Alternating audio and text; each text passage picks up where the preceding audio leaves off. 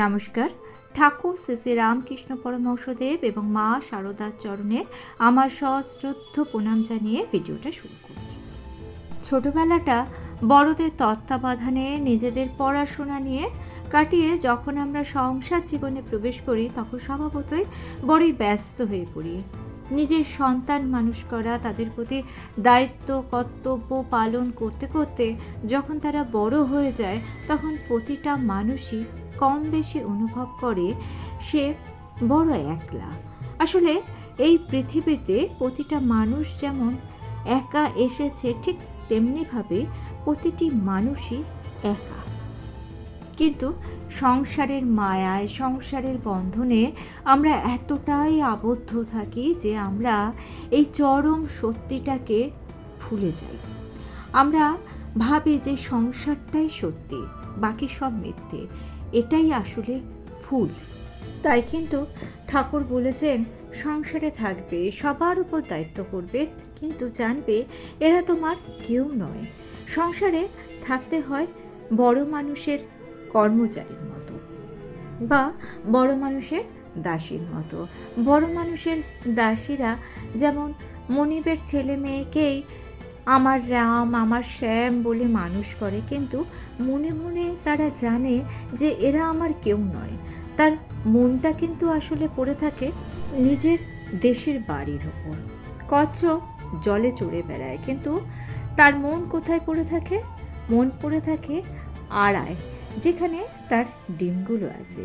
তাই সংসারে সব কর্ম করবে, কিন্তু ঈশ্বরে মন ফেলে রাখবে।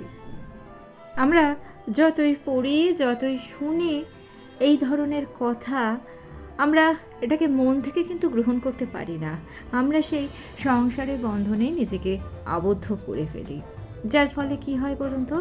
যখন সংসারের দায়িত্ব কর্তব্যগুলো একটু একটু করে কমে আসতে শুরু করে তখন আমরা একটা সময় এসে ভাবি যে জীবনের অনেকটা সময় তো কাটালাম, কিন্তু শেষ বয়সে কি হবে? যে মানুষটাকে সঙ্গী করে বা সঙ্গী হিসাবে পেয়ে আপনি জীবনের অনেক দায়িত্ব কর্তব্য ওঠা নামা খারাপ ভালো কাটিয়ে গেলেন, সেই মানুষটা যে আপনার সব সময় পাশে থাকবে এমনটা তো নয়, তাকেও তো যেতে হবে।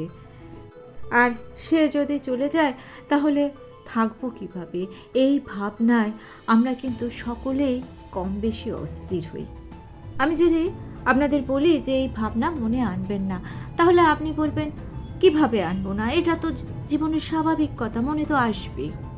এটা তো শুধু একটা ভাবনা নয়, এটা আসলে মানুষের একটা ভয়, নিজের মনের ভেতরে থাকা একটা ভয়। কিন্তু এই ভয়টাকে আপনি কিভাবে জয় করবেন, এই ভয় থেকে নিজেকে কিভাবে মুক্ত করবেন, সেটা নিয়ে আজকের ভিডিও।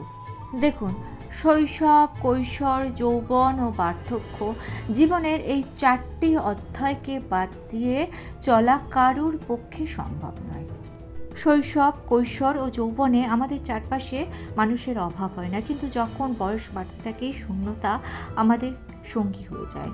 সকলের মনে একই দুশ্চিন্তা বাসা বাঁধে, বৃদ্ধ বয়সে কাকে পাশে পাবো, বৃদ্ধ বয়সে কে দেখবে। মানুষের অবস্থাটা ঠিক কেমন বলুন তো তখন? ঠিক যেমন জংশন কোনো স্টেশনে দেখা যায় আশেপাশের অনেক লাইন পাতা, কিন্তু ধীরে ধীরে লাইনের সংখ্যা কমতে থাকে। ট্রেন নির্দিষ্ট গন্তব্যের দিকে যত এগিয়ে যায় ততই লাইনের সংখ্যা ক্রমশ কমতে কমতে শেষে একটা কি দুটো লাইন পাতা থাকে সমান্তরালভাবে। একটা রেল ট্র্যাকের দুটো লাইন পাশাপাশি থাকে, কেউ কখনো কারুকে ছেড়ে যায় না, একদম অন্তিম স্টেশন পর্যন্ত পাশাপাশি সমান্তরালভাবে চলতে থাকে, কখনোই একলা ফেলে যায় না। এটাই জীবনের গল্প। আপনার পাশেই ঠিক এরকমভাবে রয়েছেন সর্বশক্তিমান। পার্থক্য কি বলুন তো? পার্থক্য শুধু একটাই, আপনি তাকে দেখতে পাচ্ছেন না বলে নিজেকে একলা মনে করে ভয় পাচ্ছেন।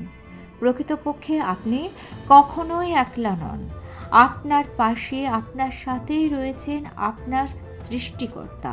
তাই আপনি যদি আপনার ঈশ্বরকে দেখতে পান তাহলে আপনি কখনোই নিজেকে একলা বলে মনে করবেন না, আর আপনি কখনোই ভীত হবেন না। একবার এক জনৈক ভক্ত একজন প্রসিদ্ধ মহারাজকে প্রশ্ন করেছিলেন, মহারাজ, ঈশ্বর দর্শনের প্রকৃত অর্থ কী? এটা কি চোখে বাইরে থেকে কিছু দেখা, না অন্তরের অভ্যন্তরে কোনো অনুভূতি? মহারাজ উত্তর দিয়েছিলেন, এটি একটি উপলব্ধি, অন্তরের মধ্যে অনুভব।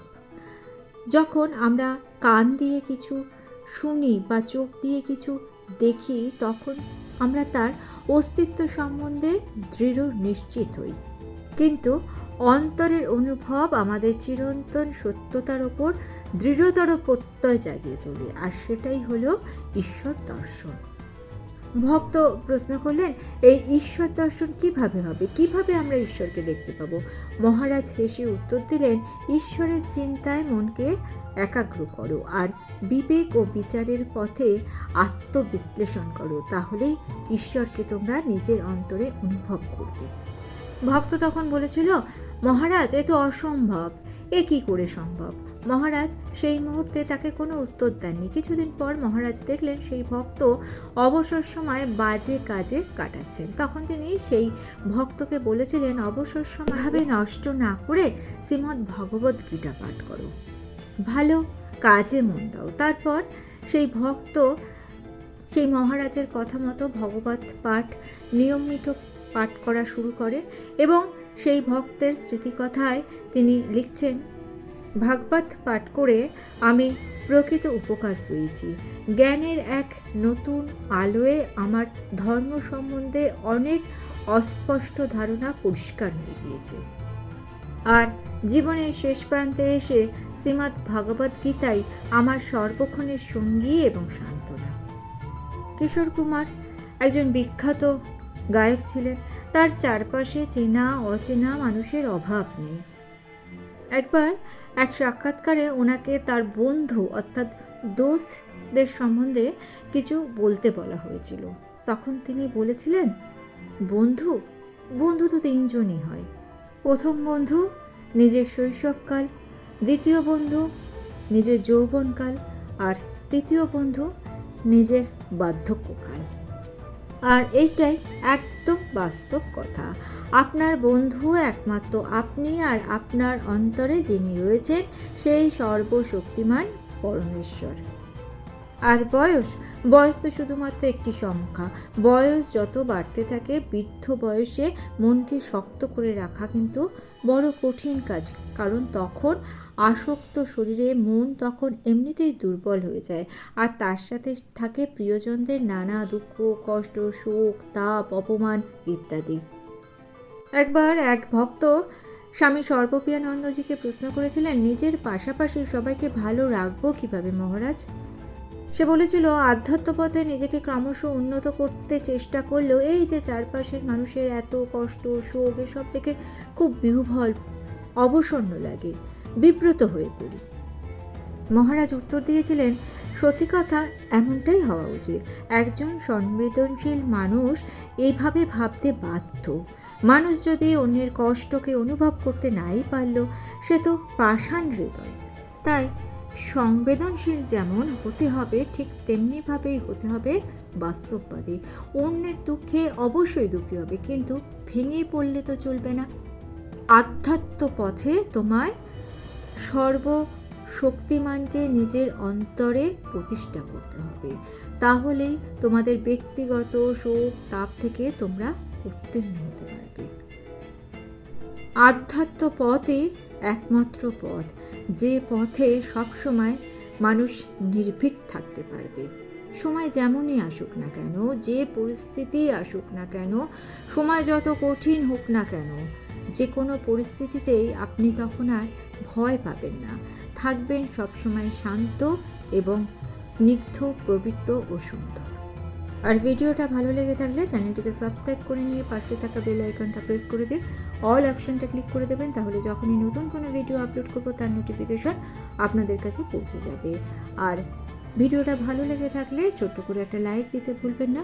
ঠাকুর ও মায়ের চরণে প্রণাম জানিয়ে আজকে এই পর্যন্ত। Thanks for watching.